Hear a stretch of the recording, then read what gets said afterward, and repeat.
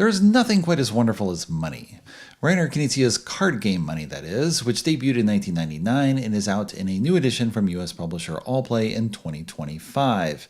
In this card game, you are using money to get more money, ideally better money. You are essentially trying to corner the market on one or more currencies while also collecting some other cards in order to maximize your score. And you are going to do that by trading with the other players and with the central market. Each player starts with a hand of 6 random cards, and the remainder of the deck is placed in the center of the table. At the start of each round, you will fill the 2 markets on either side of the deck to 4 cards. You will then have a bidding and trading phase, and then you start a new round. And when the deck runs out, you finish play and then score for what everyone has in their hand. And what scores and what the contents of the deck are will reveal through gameplay. In the first round, there's nothing in the market, so you turn over 4 cards from the deck, you fill the left and right sides, and now everyone looks at what's here and they choose a bid from their hand.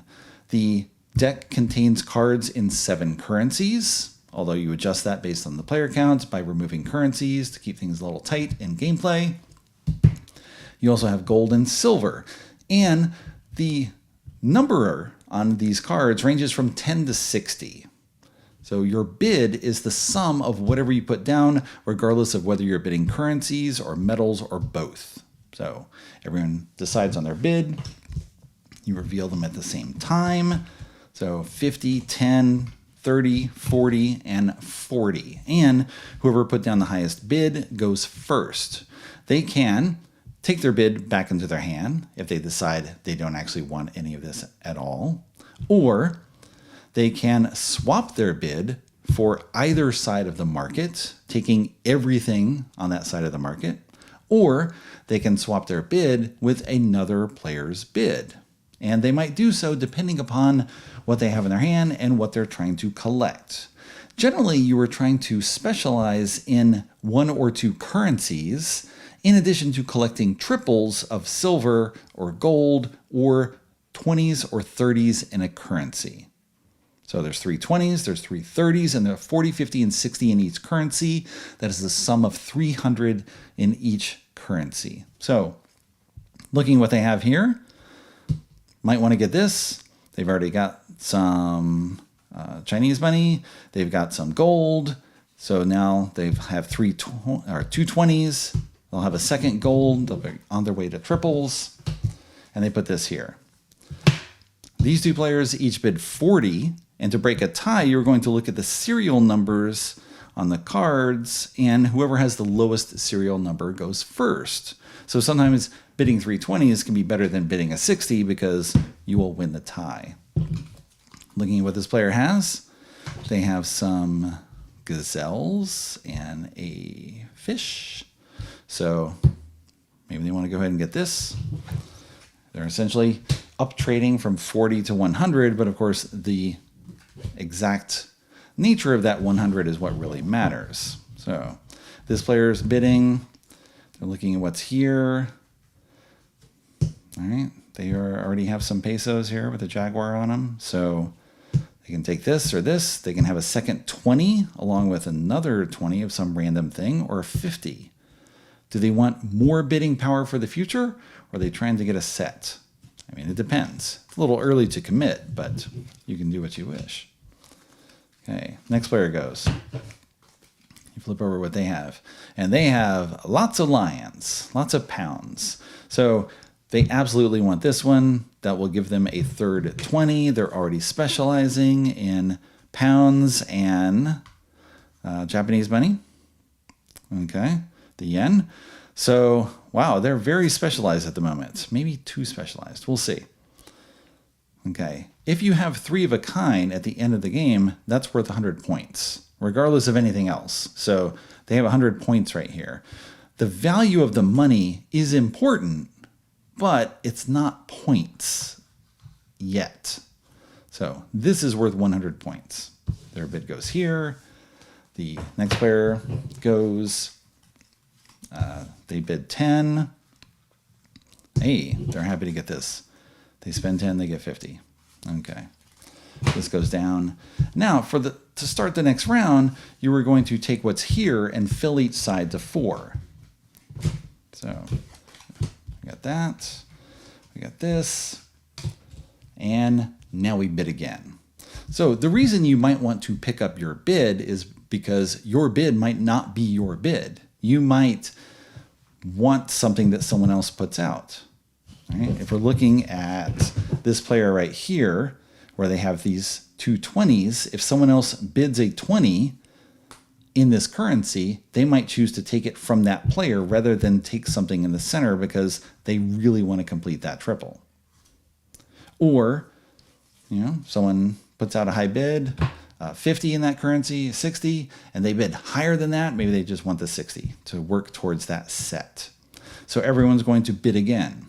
And we continue that way, multiple rounds. Now, what you're trying to do, as I said, is focus on a currency or collect triples. If you get 3 20s in a currency, 100 points. 3 30s, 100 points. 3 gold, 100. 3 silver, 100. Okay?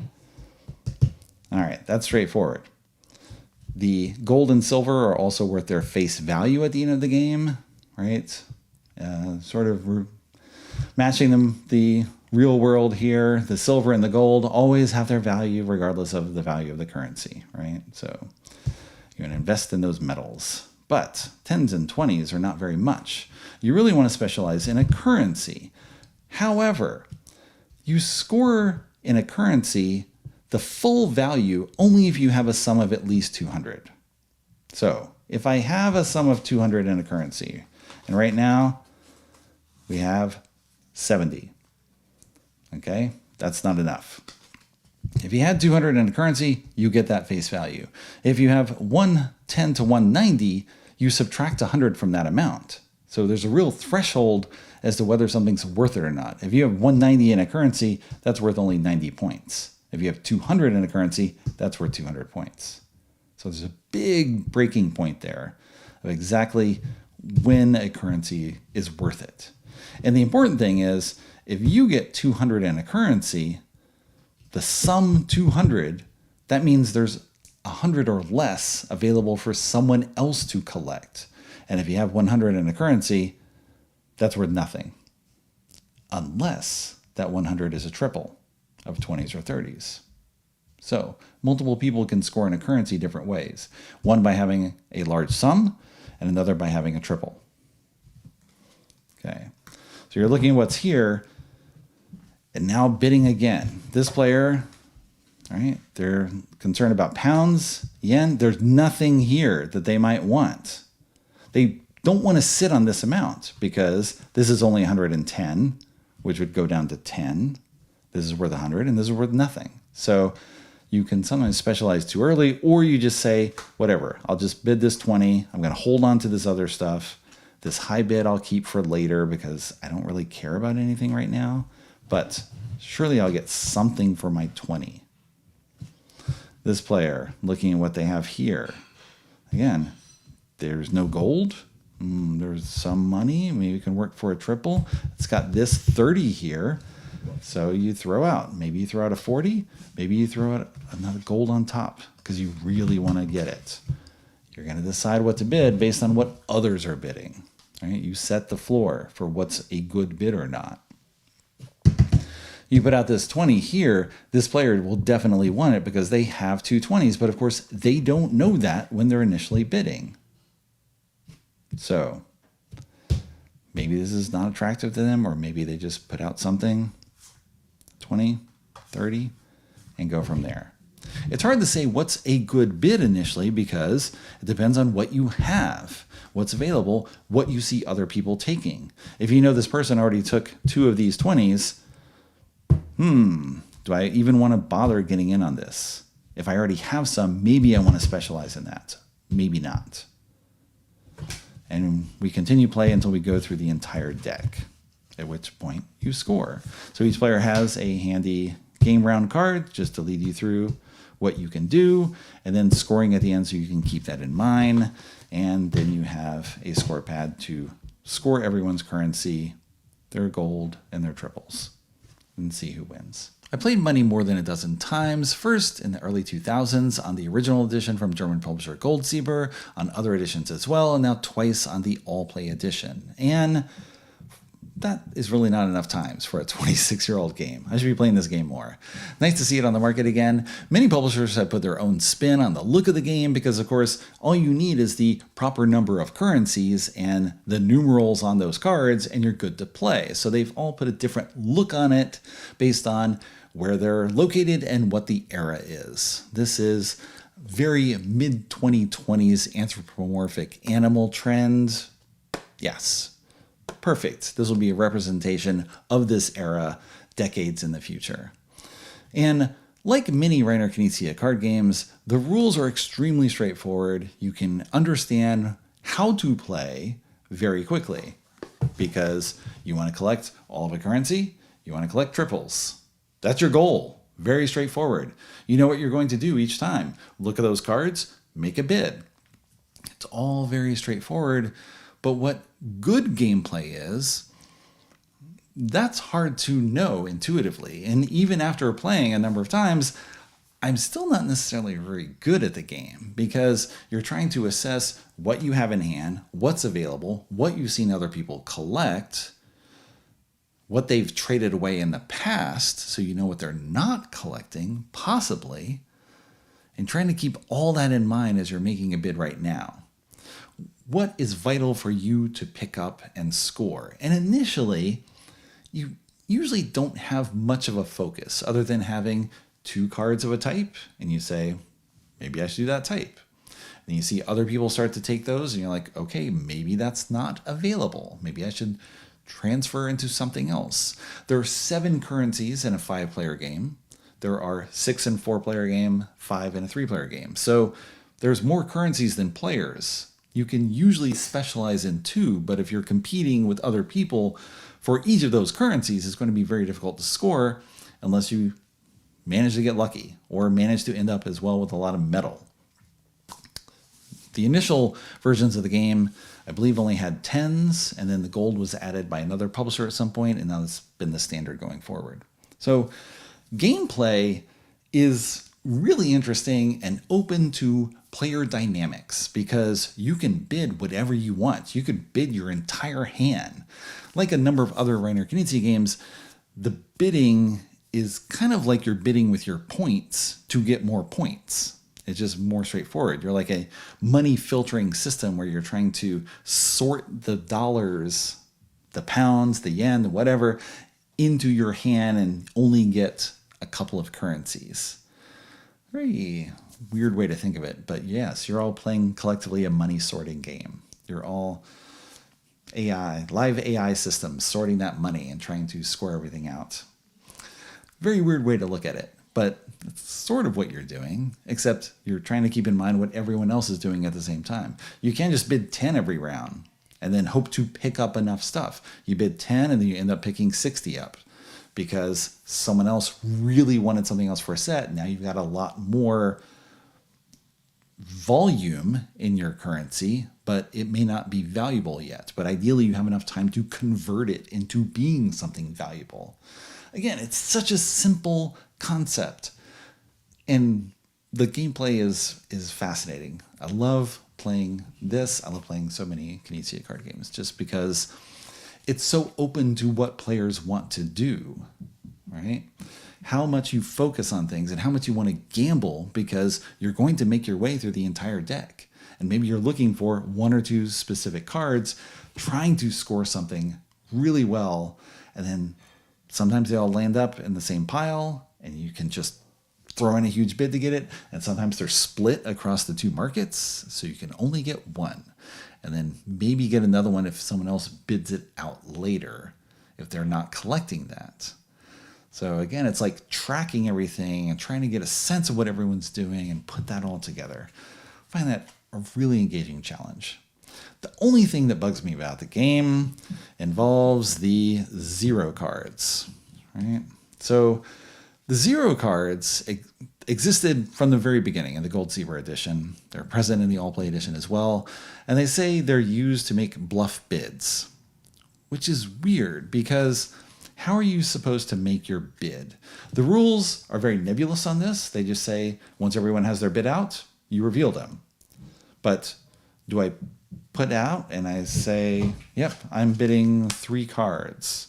And then someone else looks at that and they're like, oh, maybe I should bid more. Maybe I want to overbid, maybe, although these all could be 10s. You have no idea. The rules are nebulous on whether you're supposed to reveal cards or not. Typically, how we've played is just put out cards and put them under your hand. And at that point, you don't really need the 0 card unless you literally don't want to bid anything. You put this down, you bid a 0, you always put the 0 back in your hand. If you have no cards in front of you, you're not making a trade. But there's no reason to put out a 0 with something else unless you're showing the number of cards you bid. But that has weird dynamics. We've tried that. And it's hard because, yeah, it'll put out cards and then someone else will see and put out cards and you're like, oh, actually, let me redo my bid. I'm going to take this back and I'm going to shuffle things around and then I put out 1 card instead of 3. I could be bidding more. You don't know that. Now you redo your bid. Just do simultaneous bids under the hand. You don't see what anyone does. At least this is what I prefer.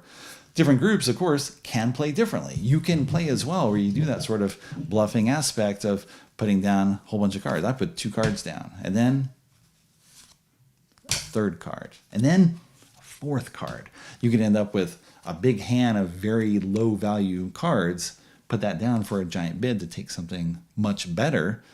You can just keep dropping cards. And then once everyone's done, you do that. You could do that if you want, but that's not what I prefer with gameplay.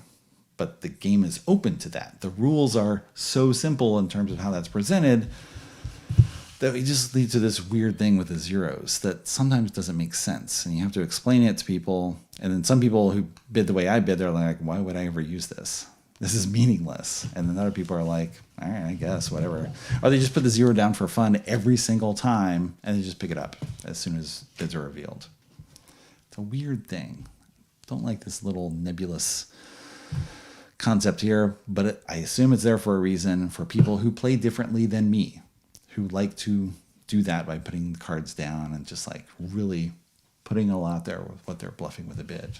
The game allows you to do that. It is open to being played in all these ways that are not my ways.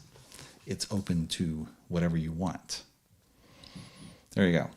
Fantastic game. I love it so much.